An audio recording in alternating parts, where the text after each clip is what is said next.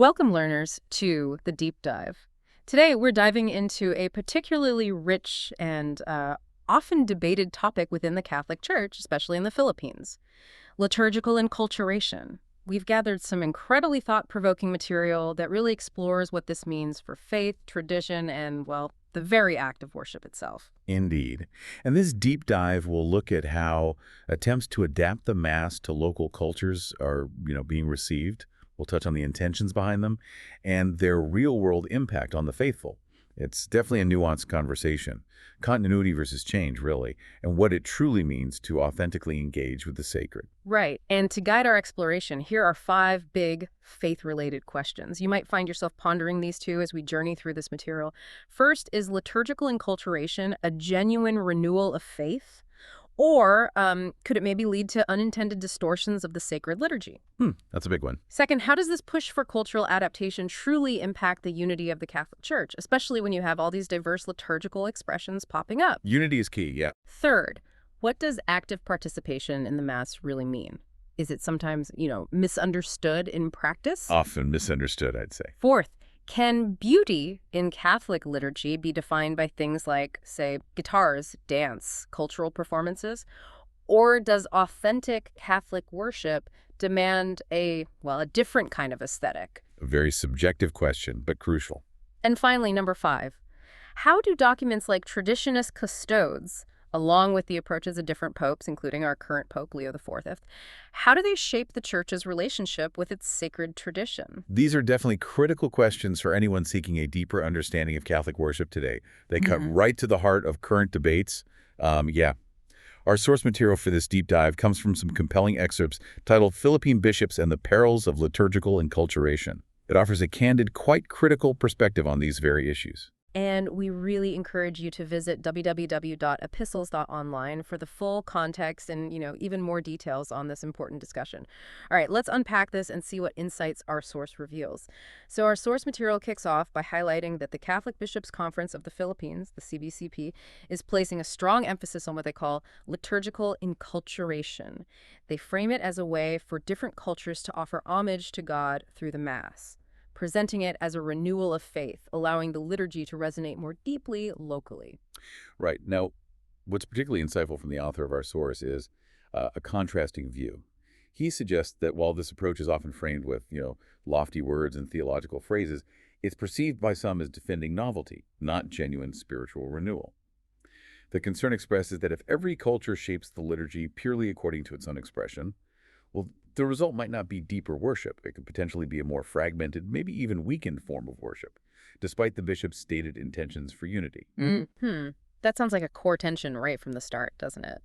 The source claims that terms like forward-looking and liturgical pastoral are sometimes used in a way that implies a bias against tradition. And this is a sentiment some traditional Catholics interpret as a form of gaslighting, like their fidelity to traditional practices is being characterized as unreasonable or disloyal. The source goes on to portray this approach as effectively abandoning the Old Rite in the name of fidelity to Vatican II. Which the author explicitly states is the opposite of the truth. Exactly. He argues Vatican II itself actually called for continuity with tradition, not this sort of radical rupture. And this immediately raises an important question about, the recent history and direction of the Church. Our source material critiques the CBCP's praise of Traditionis Custodes as progress. Now, for those maybe unfamiliar, Traditionis Custodes is a motu proprio. That's a document issued by a pope on his own initiative. Pope Francis released it in 2021. It significantly tightened regulations on celebrating the traditional Latin Mass. The stated aim was restoring a single form of the Roman Rite, but the author here describes it as restrictive, intended to marginalize the traditional Latin Mass. Okay, so this perspective on Traditionis Custodes brings us to a crucial point about how different pontificates have tackled liturgical unity. The source contrasts this with Popes John Paul II and Benedict XVI. They're presented as fostering unity through, let's say, generosity and inclusion, not suppression. Whereas Pope Francis, who was Pope before our current Pope, Leo XIV, he famously made comments referring to traditional Catholics as mentally imbalanced. And our source suggests the bishop seemed more inclined to justify his words rather than maybe explicitly defend the faithful who felt targeted. And if we connect this to the bigger picture, The source highlights investigations by Diane Montagna. These purportedly show that the survey used to justify Traditionis Custodes contained, well, let's say, inaccuracies or misrepresentations. So the document, therefore, is portrayed by the author as resting on questionable foundations, yet the CBCP, according to this source, treats it almost as if it were divinely inspired. Right. Now, it's vital to acknowledge that as of May 8, 2025, Pope Leo XIV is the Pope. He's recognized for fostering unity and appears to be navigating a path that both values tradition but also aims to build upon certain initiatives of Pope Francis. This context is important as we observe these ongoing discussions about liturgical practice today. It provides a kind of new lens, maybe? Definitely dynamic. So, moving from papal policies to more practical liturgical forms, our source brings up an interesting paradox. The bishops, it notes, warn against cosmetic reforms, describing them as just adding more rituals or tolerating parallel liturgical worlds. But the irony, according to the author, is that the Novus Ordo itself, that's the ordinary form, the Mass celebrated predominantly since Vatican II, has, in practice, become the greatest example of such reforms, introducing endless options and sometimes innovations that can, well, distract from the true focus on God. Yeah, and this is where the source provides specific examples. It cites practices like charismatic masses, healing masses, and even palaiok masses. Now, for those unfamiliar, a palaiok mass, or misa by Filipino, involves using a clay pot, a palaiok, as an incense burner. It's a practice likely intended to evoke ancestral forms of worship common in the Philippines, connecting with local history. The author argues these types of practices actually weaken the liturgy's core identity, yet he claims the bishops seem to focus their suppression efforts on traditional worship, which, in the author's view, generally avoids these kinds of excesses. It really highlights the challenge, doesn't it? Balancing cultural expression with universal norms. It certainly does. And this discussion about different approaches to the Mass naturally leads us to our fourth core question. How exactly do we define beauty in Catholic liturgy? What kind of aesthetic does authentic worship truly demand? The bishops claim the liturgy itself is evangelization when it's celebrated beautifully, preached faithfully, lived missionally. Sounds profound, right? But our source asks, what is beauty in this specific context? And that's a really crucial point. Is liturgical beauty primarily found in, say, guitars, dance, various cultural performances, as you might see in some enculturated masses? Or does it reside more in Gregorian chant, profound silence, deep reverence, and importantly, strict obedience to the rubrics? The detailed instructions for the Mass, as typically found in the traditional Latin Mass. The source states that many masses in the Philippines, in his view, are noisy, casual, and can even feel irreverent, almost resembling Protestant services more than traditional Catholic worship. And if this is the form of evangelization the bishops champion, the author suggests it's perhaps no surprise if faith appears to be declining in some areas.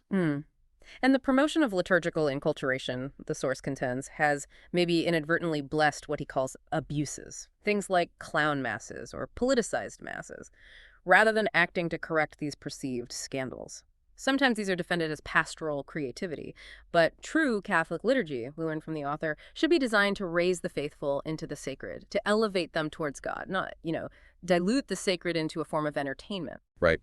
And another phrase frequently used but often poorly understood is active participation. The source explains that many Catholics interpret this very literally, as requiring constant outward action, clapping, dancing, singing aloud, speaking constantly during the Mass.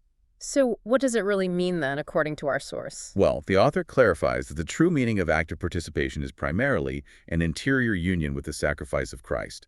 He argues that silence, profound reverence, deep attention to the sacred mysteries. These are actually considered the highest forms of participation, a truth, he suggests, that is rarely emphasized by the bishops themselves. Okay, I see. And this leads to another critical point. By inviting cultures to offer homage, the bishops might, perhaps unintentionally, license more radical integrations. The author warns that if every culture must be given space to express itself liturgically, there could potentially be no inherent limit to what gets introduced.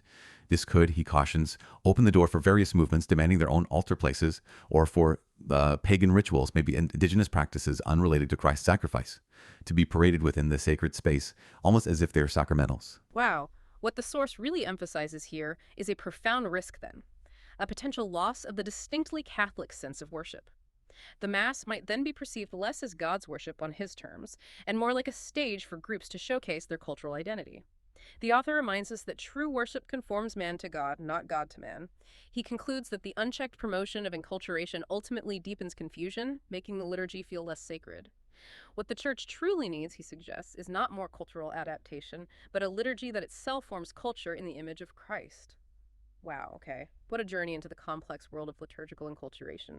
We've unpacked how sincere intentions for renewal and unity can sometimes be perceived as opening doors to distortion. How documents like Traditionis Custodes and the approaches of different popes, including Pope Leo XIV, shape the Church's trajectory, and how the very definition of beauty and participation in the Mass is really at stake in these ongoing discussions. It truly pushes us, and hopefully you too, to consider what it really means to worship God on His terms in a global church, one that's seeking both tradition and relevance in the modern world. This deep dive definitely underscores that the search for genuine liturgical beauty and reverence is seen by many as crucial for renewing faith and addressing the challenges perceived within the Church today. We certainly hope this deep dive has given you some fresh perspectives and a deeper understanding of these critical issues within the Catholic faith. For the full context, additional articles, and ongoing discussions on these topics, we warmly encourage you again to visit www.epistles.online. Yeah, Epistles.online is quite a valuable resource for Catholics seeking in-depth articles and commentary on these vital issues. The author shares his perspectives quite directly on challenges facing the Church. He addresses topics like clericalism, liberalism, modernism, and openly advocates for what he sees as a necessary restoration of faith. It's a specific viewpoint, but thoroughly argued. So we invite you to explore this resource and consider supporting this important work in any way you can, whether through your prayers, perhaps by sharing his posts with others, or by subscribing. Your support helps keep this mission active and freely available to all who seek a deeper understanding of our faith. Thanks for joining us, and we look forward to our next deep dive.